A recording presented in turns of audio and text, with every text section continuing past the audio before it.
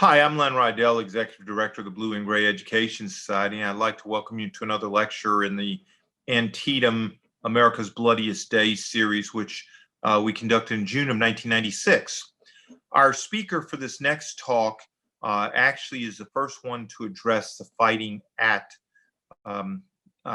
Antietam on September the 17th. And I am just, again, I have previously said it before, Kent Brown is just one of the finest presenters I've ever heard. And again, I have to confess, as I did for Gettysburg in Pickett's Charge, I had heard this having acquired some cassette tapes from the Civil War Society's symposium back in the mid-'80s on Antietam. I had listened to Kent make a presentation on Miller's Cornfield and the fighting that opened the Battle of Antietam on the north side of the battlefield. And so I again called Kent and said, would you please come and give this presentation, because it was so well choreographed and so dramatically presented that just to listen to Kent describing how men are blown out of their position, the ranks and so forth, in that quintessential Southern drawl and so forth, just gave so much more power to the presentation. And so this again is a performance of a lecture that had probably been constructed and printed in a magazine some 10 years earlier, but one of those things that stays with you forever and ever. I enjoy it endlessly, and I know you will too. So sit back, relax, and enjoy Kent Masterson Brown presentation on the terrible harvest in Miller's Cornfield. I do remember those days, though, back when I was a freshman at Washington and Lady High School. I remember I was in a contract class. This was the first Friday of my tenure at that school, and as you know, the two schools literally joined. PMI and Washington and Lee literally share a boundary. And I can remember towards the latter part of the lecture, which I was not really paying much attention to, I heard these guns go off, these really deep-throated sounding guns, kind of like steel pieces. And of course, that got my entire attention. And I waited until that bell rang, and I shot out of Old Tucker Hall and ran up towards BMI, and there the parade started, Friday afternoon parade. And as the Corps was coming through the Sally Port, Matthew, Mark, Luke, and John were being loaded. And these were the guns of the Rock Ridge Artillery. And I mean, this kid was in heaven. I mean, suddenly they went off and smoked. I didn't even remember where my books were. I didn't remember what class I was in or anything else. But to show Len what Washington and Lee guys think of PMI, I saw in a W&L men's room a sign hanging over the toilet paper. And the sign had an arrow down, and the sign just read, BMI Diplomat.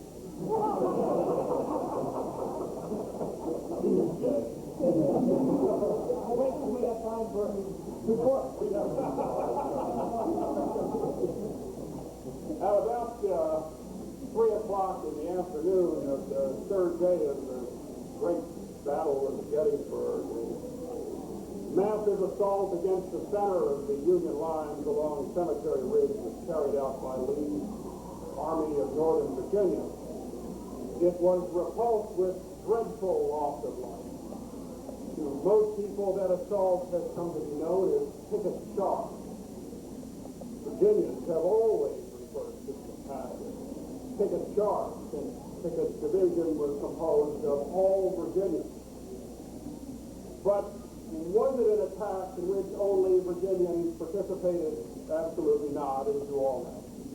Tennesseans, Alabamians, Mississippians, and North Carolinians advanced across those open fields of clover, rye, oats on that bloody Friday on July 3rd, 1863.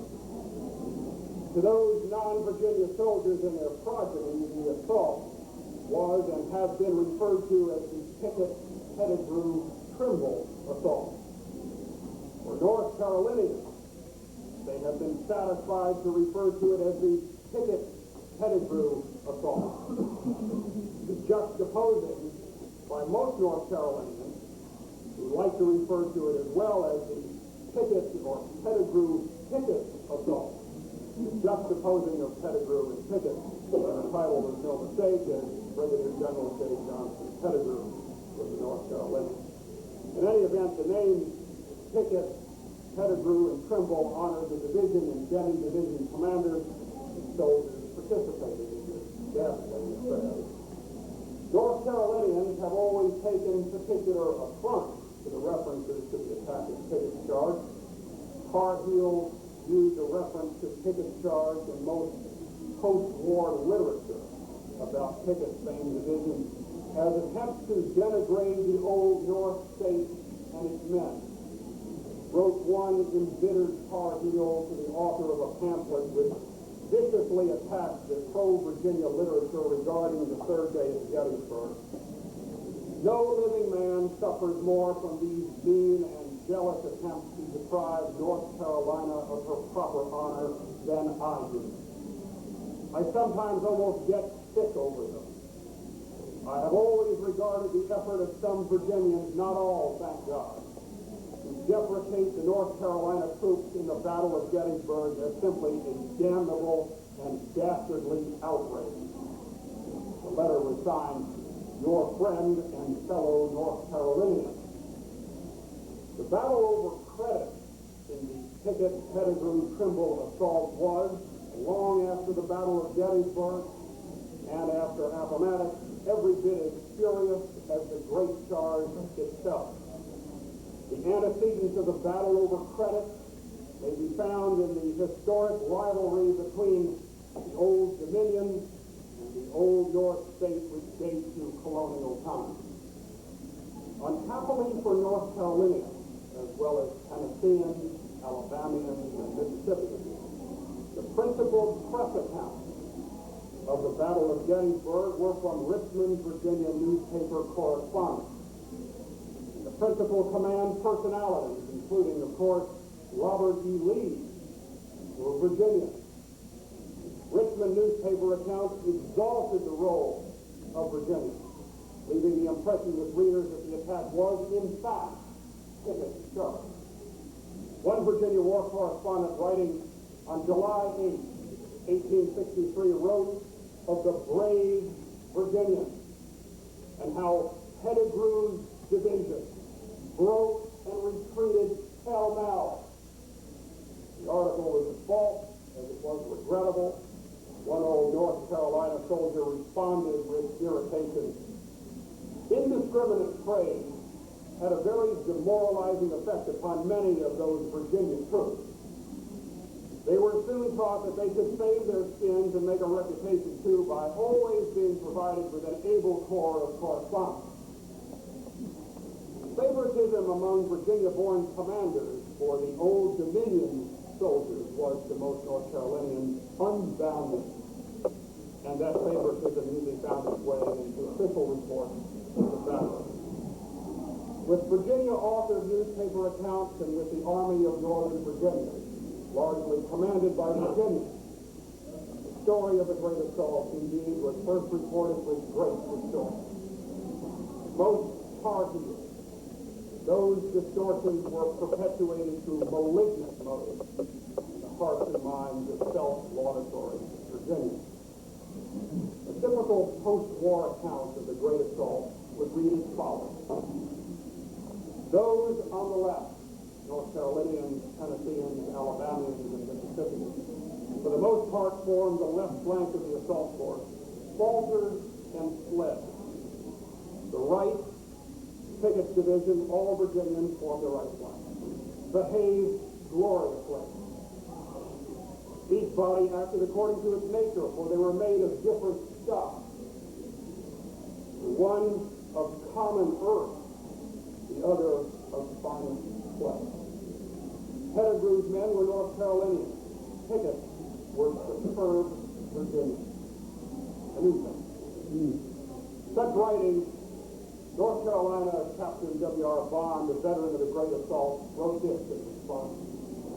To those people who do not know how the craft which passes for Southern history was manufactured, the motives which actuated the writers, and how greedily at first everything was written by them about the war was read, it is not so astonishing that a libel containing so much ignorance, narrowness, and prejudice should have ever been printed. In the wake of the voluminous references to Pickett's charge, the North Carolinians, Tennesseans, Alabamians, and Mississippians repeatedly cried in speech after speech after speech, in writing after writing, justice for our dead is all we want. The planning for the Great Assault was clouded in mystery. The report of Major General George Pickett of his role of the division commander in the Battle of Gettysburg was ordered by Lee to be destroyed. It was too critical, apparently, of the role Lee assigned it. What it said, of course, is open to speculation, and one can only imagine what has gone through the minds of historians and those interested in this for years, whether or not that report would ever show up in some attic of some descendant of some officer on Pickett's staff. Leave it only to your imagination what that would do to all this debate. So many of the regimental commanders in Pickett's division were casualties in this attack that only one field grade officer, Major Charles F. Peyton of the 19th Virginia Infantry, filed an official report for the division. A major, not a colonel, not a lieutenant colonel, only one major was able to file a report for the entire division. He was Major Peyton of the 19th Virginia. Robert E. Lee filed two reports on the Gettysburg campaign. The first one, dated July 31st, 1863, may have unintentionally contributed more towards the bitter controversy between Virginia and North Carolina than any other single writer. This is what he said. The partial successes on July 2nd determined me to continue the assault the next day. Pickett with 3 of his brigades joined Longstreet the following morning, and our batteries were moved forward to positions gained by him the day before. The general plan of attack was unchanged, excepting that 1 division and 2 brigades of Hill's Corps, the North Carolinians, Tennesseans, Alabamians, and Mississippians, were ordered to support Longstreet. Lee, a Virginian, probably unconsciously placed the greatest emphasis in the planned assault upon Pickett's Virginians. Remember, reports such as these were written by staff officers. These staff officers were thoroughly Virginians. Whether they intended this writing or not, one can only guess. Lee certainly signed it, but his staff wrote it. Major General A.P. Hill's men, Lee wrote, were ordered to support the Virginians.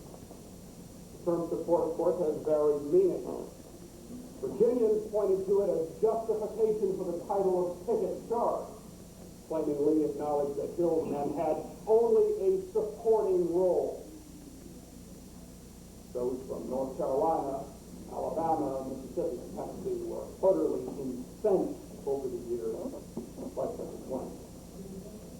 Whatever may have been the actual plan for this gigantic attack, and whatever crusty old veterans or highly prejudiced newspaper correspondents may have verbalized on the subject, the actual attack was as splendid an example of courage for those sons of the Old Dominion as for the sons of the Old North States, or Tennessee, or Alabama, or Mississippi.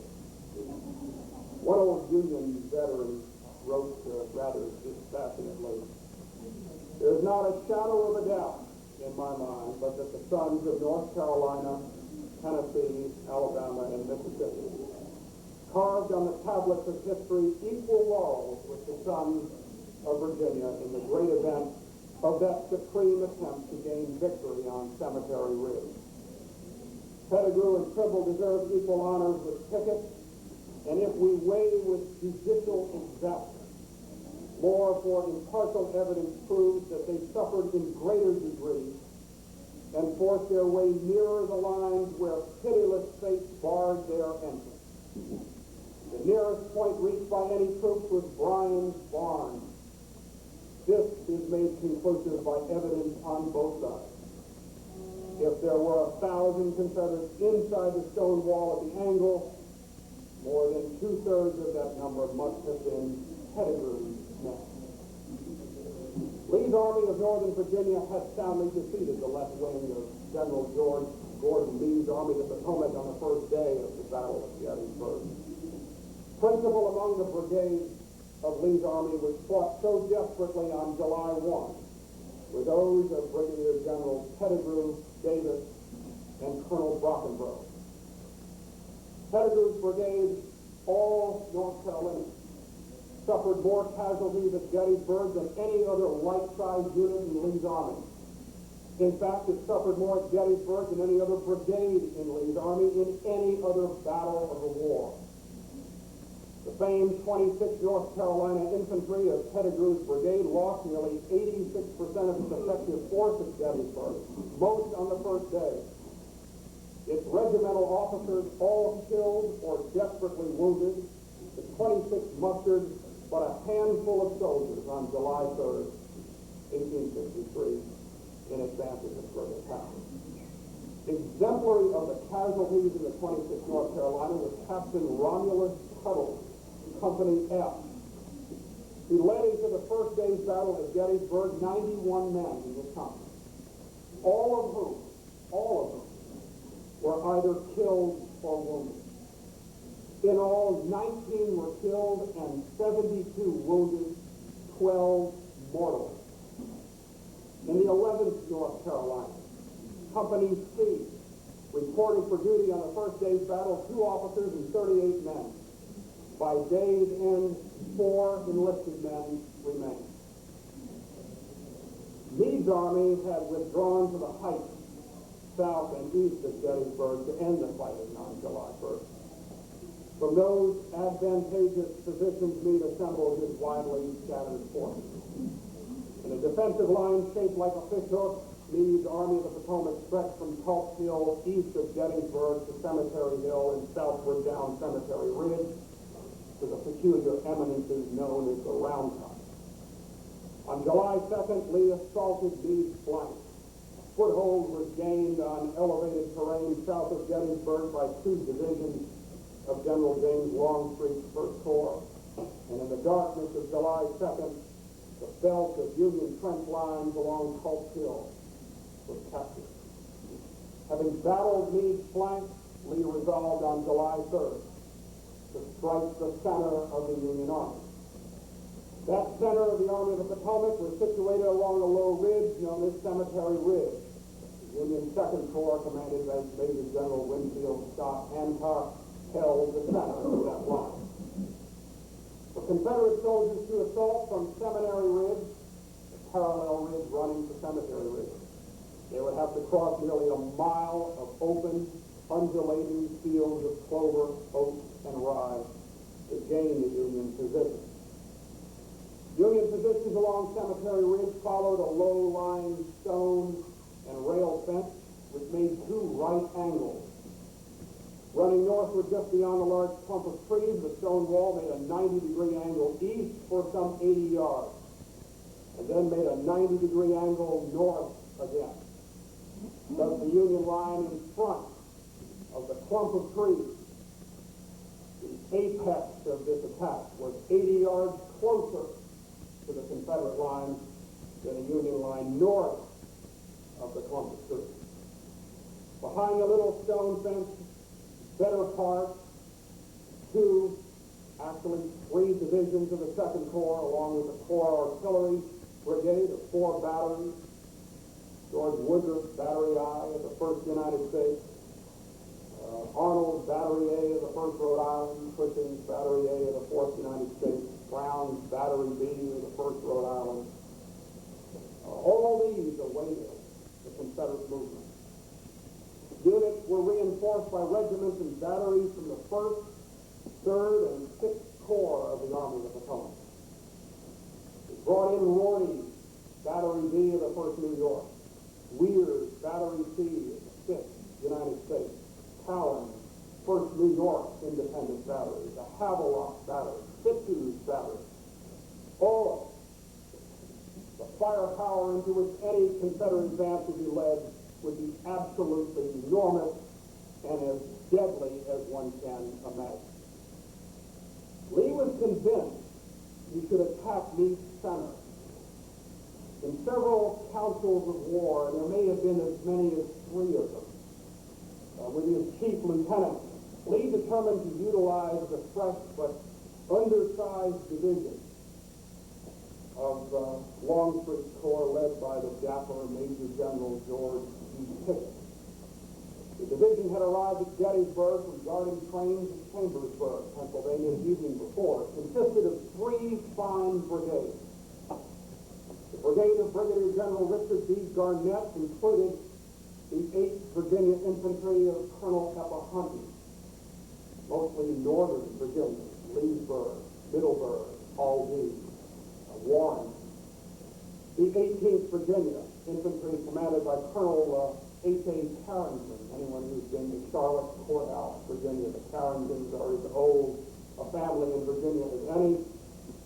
These were among the closest friends Patrick Henry had as an old man living in Charlotte Courthouse. The 19th Virginia Infantry commanded by Colonel Henry Dance.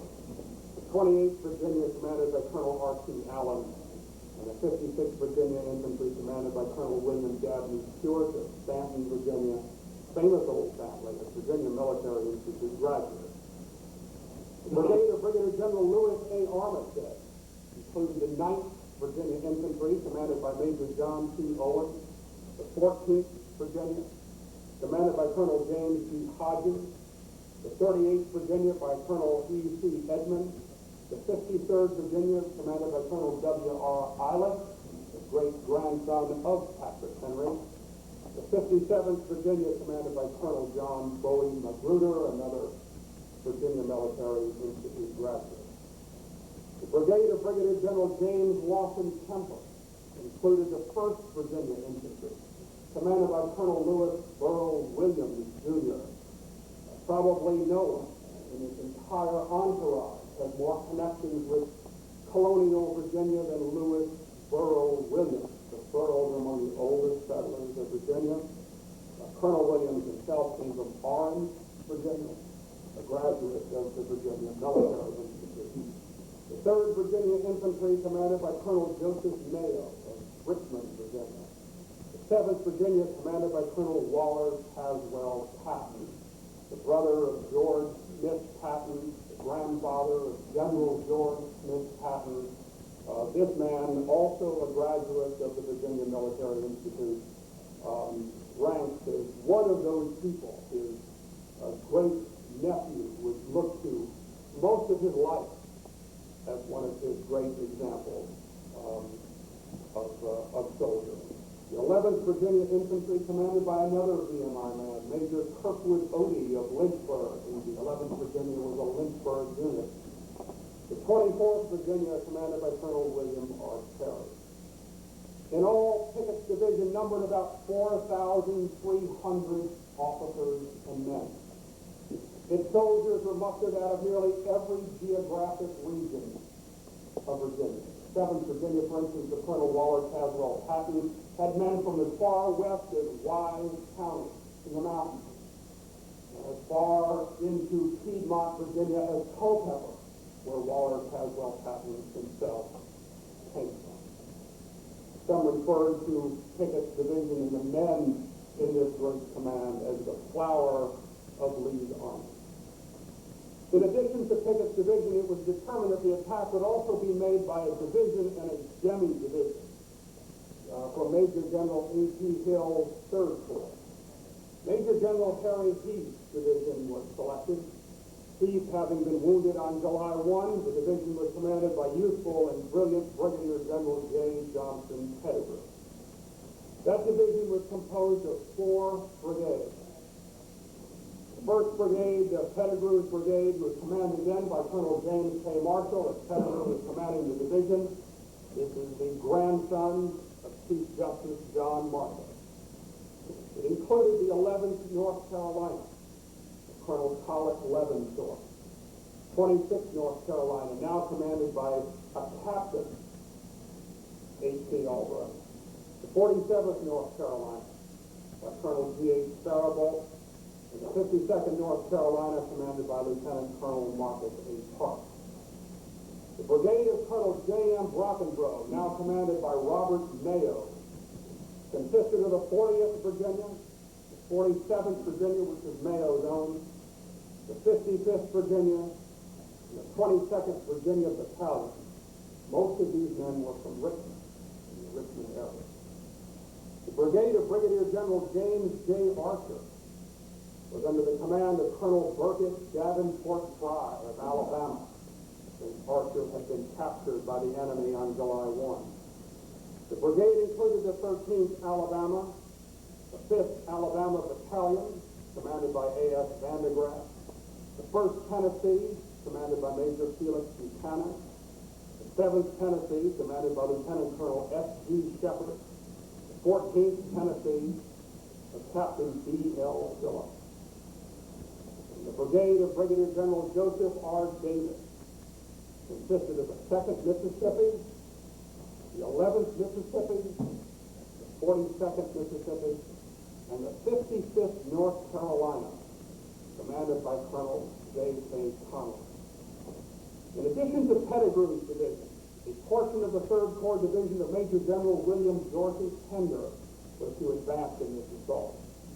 Pender, having been badly wounded on July 2nd, his units were to be commanded by Major General Isaac R. Trimble, who had been operating in this Gettysburg campaign literally without a command.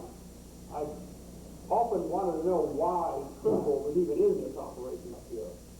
And if any of you are interested in railroad history, one good example of probably why Isaac R. Trimble accompanied Dick Ewell's Corps into this campaign without any command of his own was that he was the chief engineer of the Baltimore and Ohio Railroad when it first started laying its tracks in 1828 and 1829, and he became the chief engineer of no less than 3 other short lines between the South Mountain Range and some 50 miles east of the South Mountain Range. So this man knew this territory more than any single individual connected with the Army of Northern Virginia.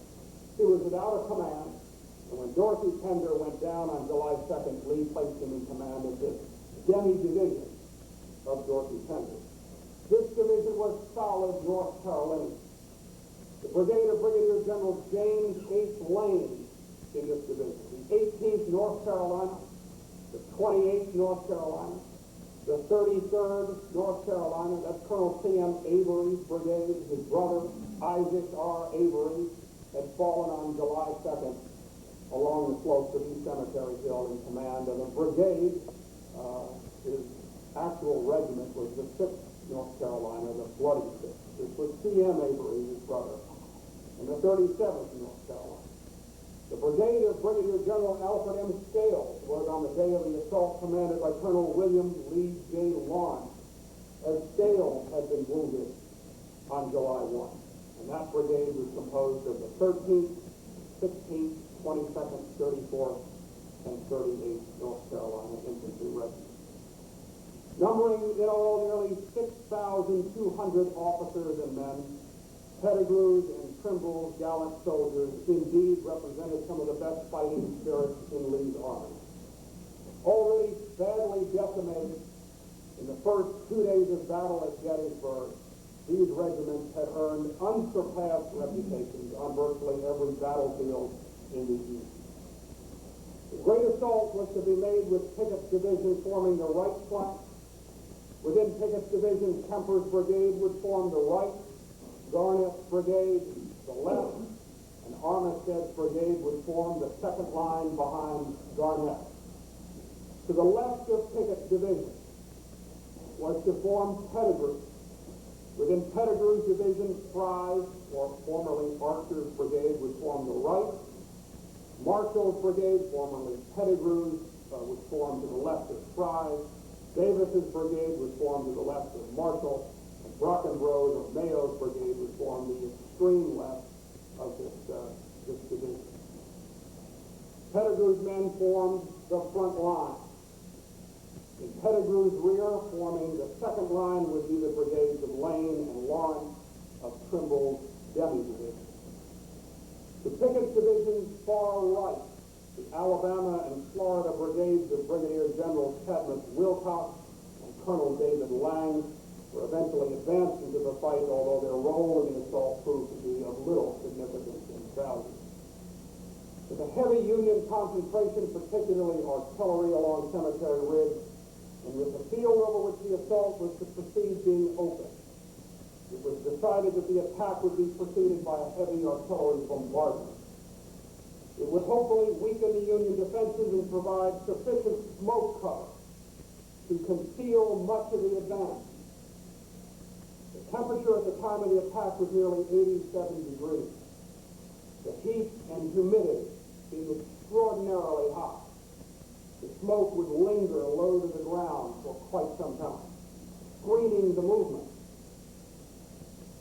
You know, I often wondered when you consider the burning of the Bliss barn, the attack and the destruction. The smoke from that Bliss barn would have hung along those swales itself for a long period of time. I often wondered whether Lee, observing that late morning attack of the Bliss barn by the 14th Connecticut, 12th New Jersey, of General Hayes' division, would have spotted the smoke.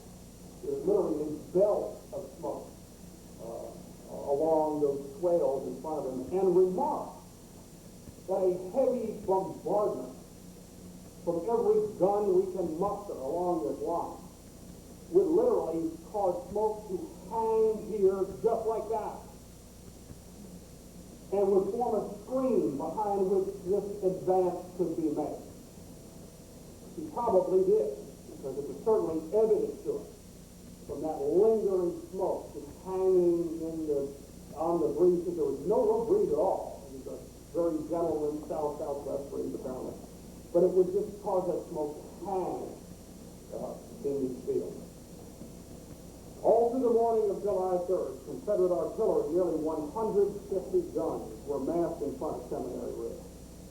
At 1 o'clock p.m., 2 signal guns were fired by the Washington artillery from near the Peachords. Within a moment, the entire line was ablaze. Nearly 80 Union guns replied, wrote one Union artilleryman. The earth shook beneath our very feet, and the hills and woods seemed to reel like a drunken man. Shells streaked across the sky, burst overhead, plowed into the earth, crashed into caissons, horses, trees, and farm buildings. It was the greatest such bombardment ever unleashed on the North American continent. In Pickett's, Pettigrew's, and Trimble's commands, the bombardment proved deadly. Though the troops hugged the earth behind the wooded Seminary Ridge, many never rose when the infantry was called into the fray. For 2 hours, the bombardment continued. Finally, at about 3 o'clock p.m., the command, fall in, rang through the Seminary Ridge woods. Nearly 10,500 infantry, Virginians, North Carolinians, Tennesseans, Alabamians, and Mississippians, moved into their positions and dressed their ranks. The sulphurous smoke was dense, and the air was still alive with shrieking and bursting shells. In the din, the lines were steady. 41 regiments in all made up this assault force. 19 of the regiments were from Virginia, 15 from North Carolina, 3 each from Tennessee and Mississippi, and 1 regiment and 1 battalion was from Alabama.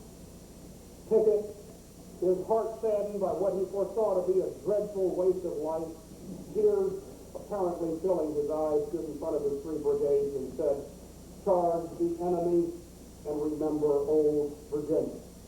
Then came the order, "Forward, guide center, march." The butternut and gray columns broke through the Seminary Ridge woods.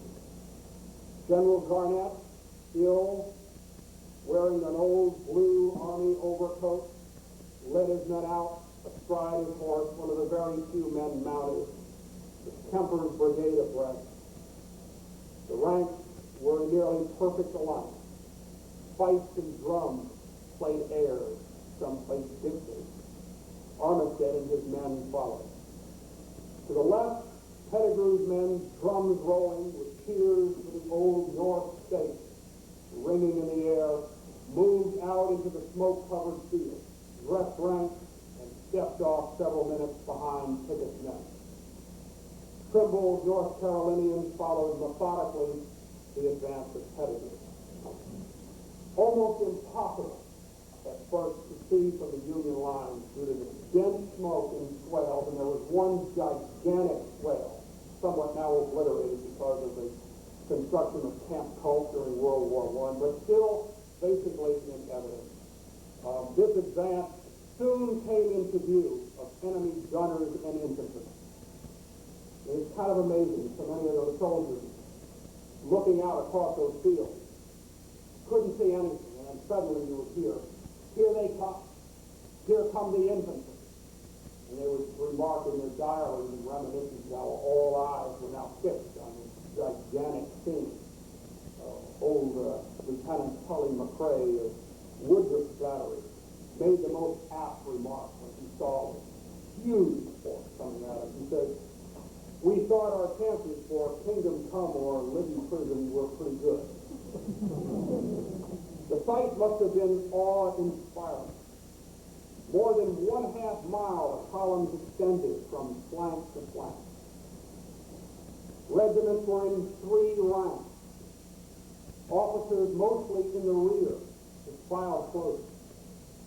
Over the column fluttered gently the blue state flags of Virginia, the mottos "Sic Semper Tyrannis," the blue and red flags of North Carolina. Mingled were the old stars and bars flags, and a number of the famed St. Andrew's Cross battle flags, which were then just getting into general use.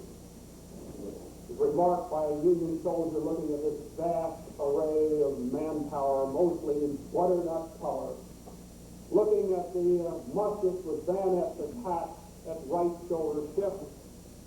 He remarked that it reminded him of a sloping forest of flashing steel. Often wondered, we have a good vision, I think, of what a Confederate infantryman must have looked like, mostly barefooted, tattered, mostly in butternut color, bedroll around the shoulders, with a broad-brimmed hat. Those old fellows loved broad-brimmed hats. Most of them were farm kids.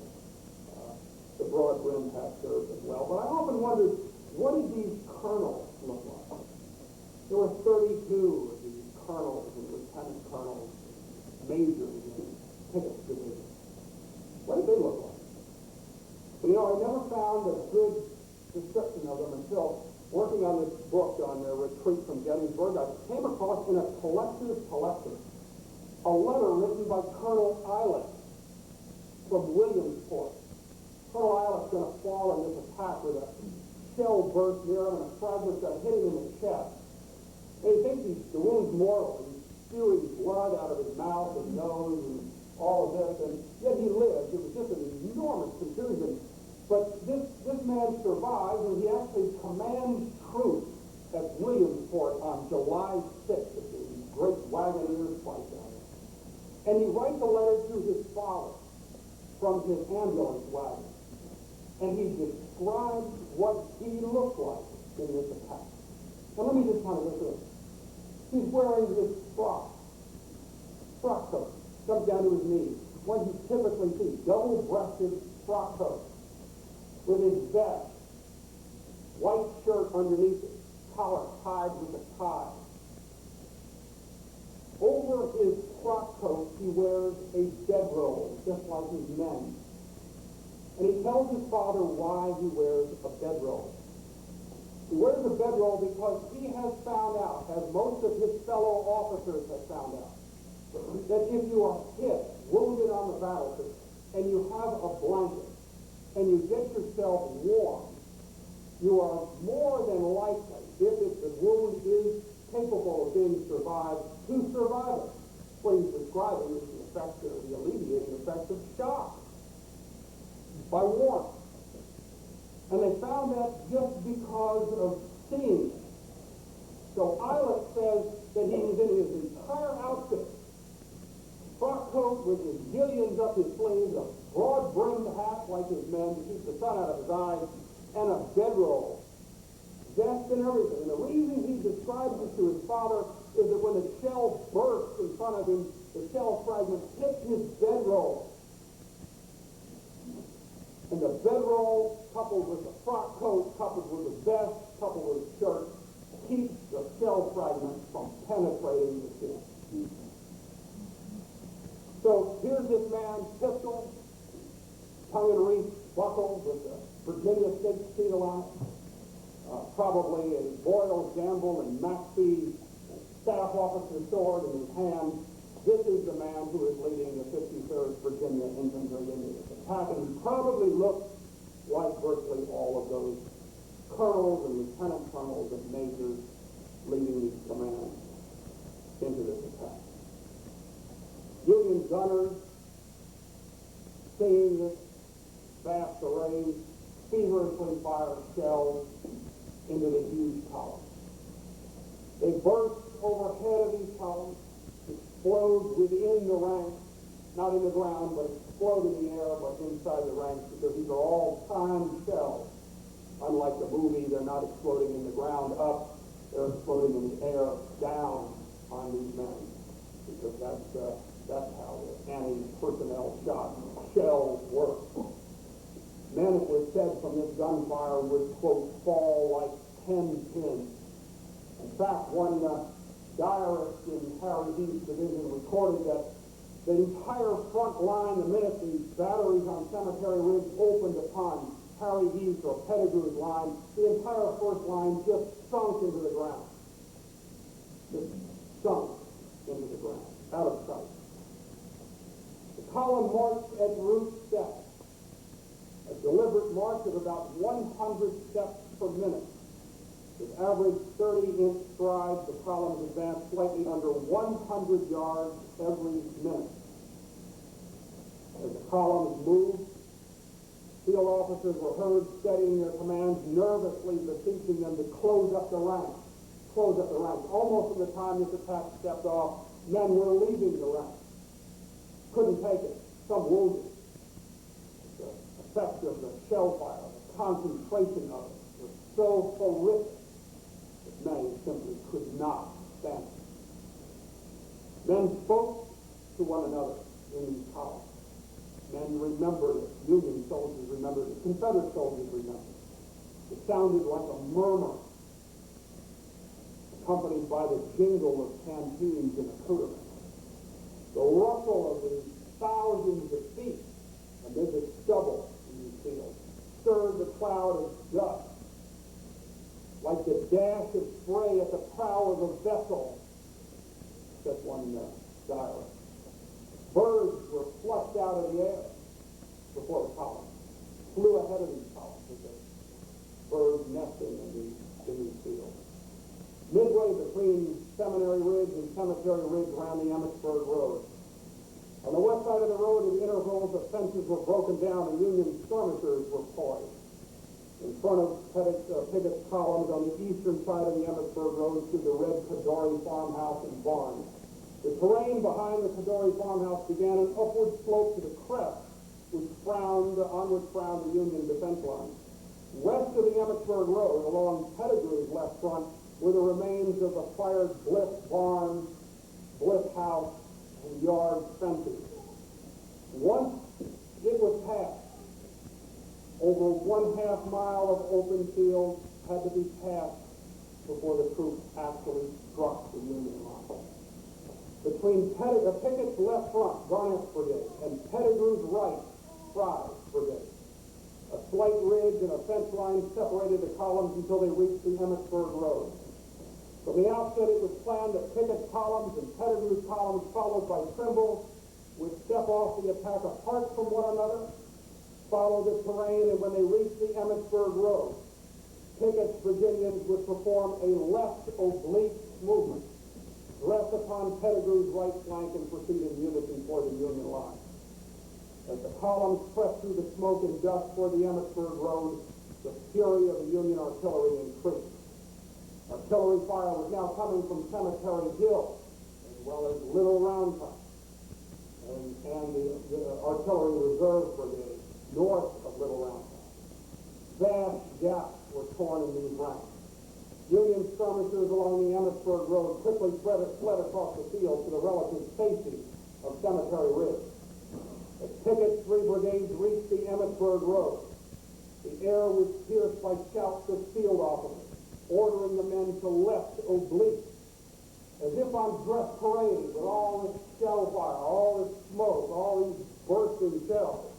The columns, line by line, before this murderous artillery fire moved 45 degrees to the left and merged with Pettigrew's oncoming host.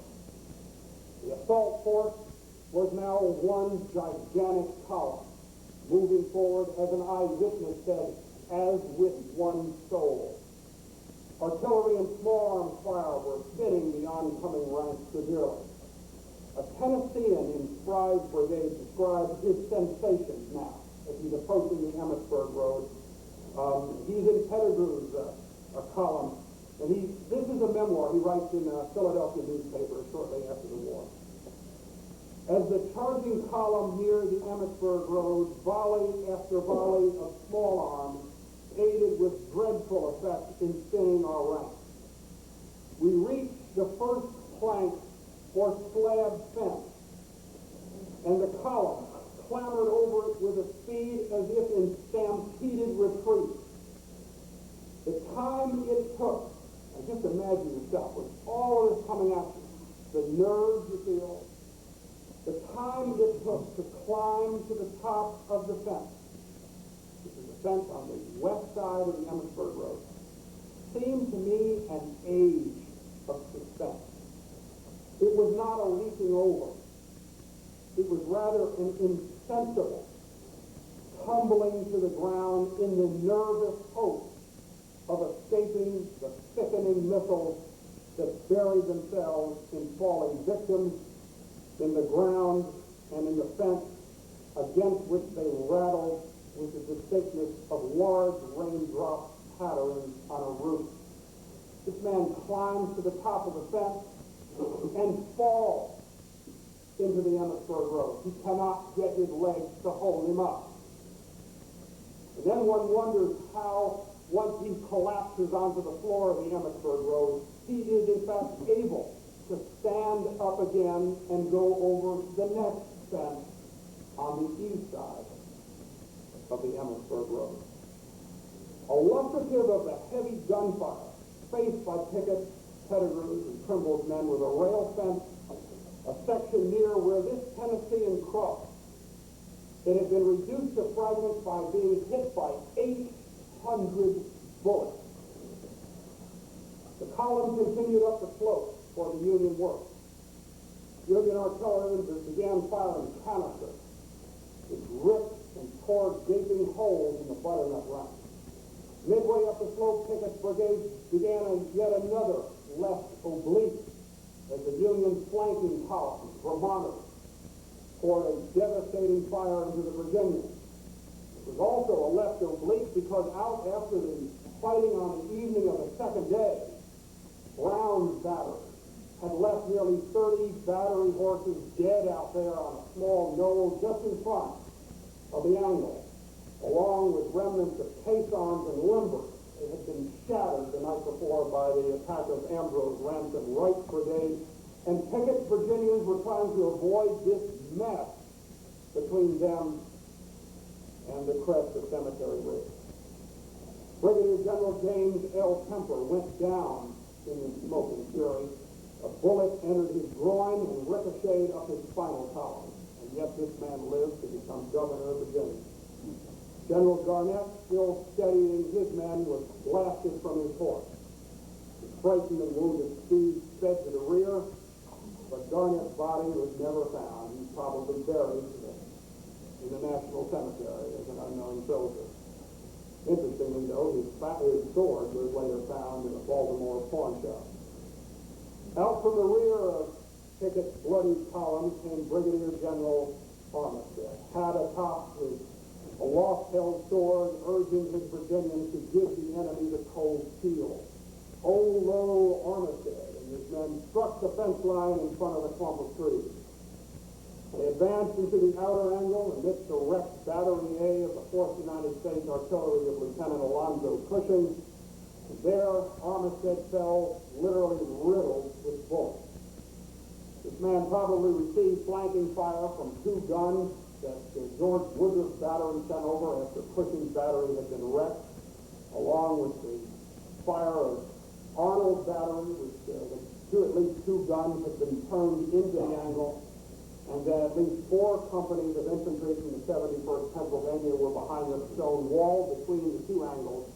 And this type of fire, all these guns treble-loaded with canister, probably were what sealed his fate. Men fought in this angle now, literally covered with bullets, shell fragments. Men fought with bayonets, club muskets, fists. Within moments, the survivors of Pickett's division, however, fled or surrendered as Union reinforcements. 72nd Pennsylvania, 99th Pennsylvania, the 3rd Corps, 114th Pennsylvania, the 3rd Corps, all began to pour into the angle. Pettigrew's columns hit the Union lines as Pickett's front extended itself. However, the Union defense lines in front of Pettigrew's columns followed the fence line some 80 yards deeper in the line in front of Pickett. Pettigrew's men struck deeper than the Virginians. Pettigrew's veterans, particularly those in Davis's, Marshall's, and Fry's brigades, approached the climax of the attack with their flanks hopelessly exposed. Brockenbrough's Virginians, or Mayo's Virginians, on Pettigrew's left were stunned early in the attack by the concentrated artillery fire from Cemetery Hill and the flanking fire of the 8th Ohio Infantry. As well, it must be said in the defense of Mayo's men that their organization was probably severely broken up by having to pass through the farmyard, the burning barn and house and fence line of the blisters out in those fields. The brigade, Mayo's brigade, broke apart. As they hit those fence lines and barns and remnants of the house, they were hit by artillery fire from Cemetery Hill, and they simply couldn't maintain their organization. With their left flank completely melted away, the North Carolinians, Tennesseans, Alabamians, and Mississippians raced for the Union defense line just as Pickett's columns on the right were overwhelmed. Pettigrew's butternut hordes, closely followed by Trimble's 2 Tar Heel brigades, let out a yell and swarmed toward the wall. Fry's Tennesseans and Alabamians, mingled with some of Garnett's Virginians, clambered over the wall. Colonel Marshall, leading Pettigrew's old brigade, fell dead from his horse. Along the wall were planted the colors of the 1st and 7th Tennessee Infantry and the 13th Alabama, but they went down as quickly as they were planted. Trimble's Tar Heels pressed forward under calls, 3 cheers for the old North State. The Carolinians were withered away under terrific Union fusillade. The men fought at the wall with club muskets and gouged with bayonets, but to no avail. The attack, launched without necessary support, melted away in the sulphurous smoke and dust. Brigades had been reduced to small regiments to mere squads. Yet in the smoke, dust, and deafening roar of the supreme moment of the great assault, the soldiers from the old North State had won for themselves an honor which no war correspondent ever recorded.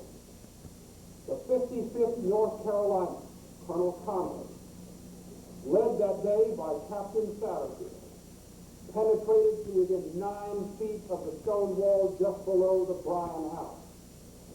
That point marked the deepest penetration of the Great Assault. North Carolinians after the war would always cry that their state was first at Bethel, farthest to the front at Gettysburg, and last at Appomattox.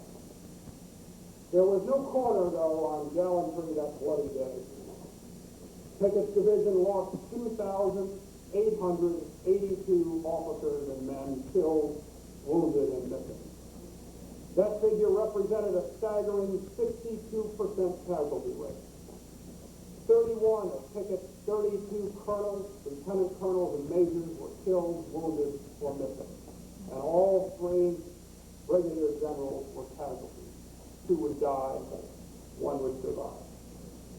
Within Pettigrew's and Trimble's commands, the losses were equally great, particularly Pettigrew's. 3,585 officers and men were casualties, nearly 56%. Nearly all of Pettigrew's regiments returned without their field-grade commanders, their colonels, lieutenant colonels, and majors. Marshall's of Pettigrew's and Davis's brigade each lost a ghastly 74% of their respective commands in the attack. Some companies lost over 90% of their officers and men, while 3 companies, the University Grays of the 11th Mississippi, the old Miss students, the Color Company of the 38th North Carolina, and Company F, Romulus Tuttle, Company F of the 26th North Carolina, each of these companies lost 100% of their men. Along the stone wall, from the Bryan House to below the clump of trees, the attacking forces lost 28 battle flags. That bloody day belonged to Virginia, North Carolina, Tennessee, Mississippi, and Alabama in equal shares. Wrote one of Lee's staff officers, Major Charles S. Venable, long after the war in his home in Fauquier County, Virginia. It has been settled, he said, that both Pettigrew's and Pickett's men went to the high water mark equally far in the charge of Gettysburg. The charge could even be called, he said, the charge of Pettigrew's and Pickett's men. With all due respect to the majors, I would opt for the title, the Pickett-Pettigrew-Trimble Assault. Thank you all very much.